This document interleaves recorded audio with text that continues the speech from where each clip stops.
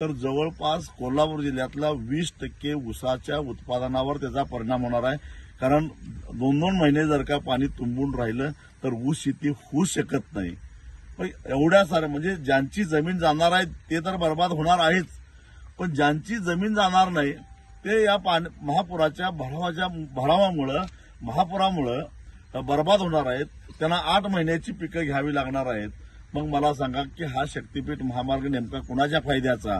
आणि जे आज बैठका घेऊन सांगतायत की तुम्हाला एवढे पैसे मिळणार आहेत तेवढे पैसे मिळणार आहेत, त्यांना मी एकच सांगतो, मी दुसऱ्या व्हिडिओमध्ये अगदी गट नंबर निहाय कुणाला किती पैसे मिळणार आहेत हेही सांगतो। पण आज एवढं सांगतो की रत्नागिरी नागपूर महामार्गाला जे पैसे मिळाले त्यावेळी 2013च्या कायद्याप्रमाणे त्याची अंमलबजावणी झाली म्हणून शेतकऱ्यांना भरपूर पैसे मिळाले।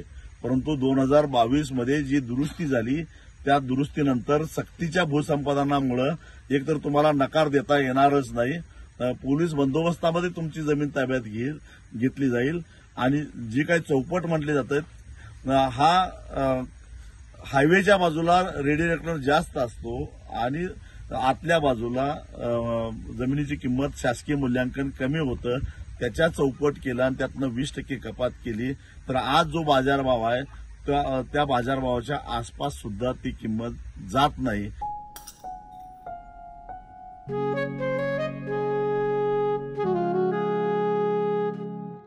बाबा आज येताना बासुंदी घेऊन या ना।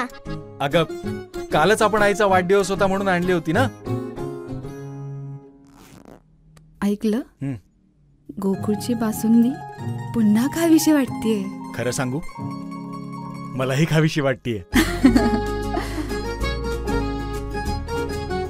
पुन्हा पुन्हा खावीशी वाटणारी गोकुळ बासुंदी।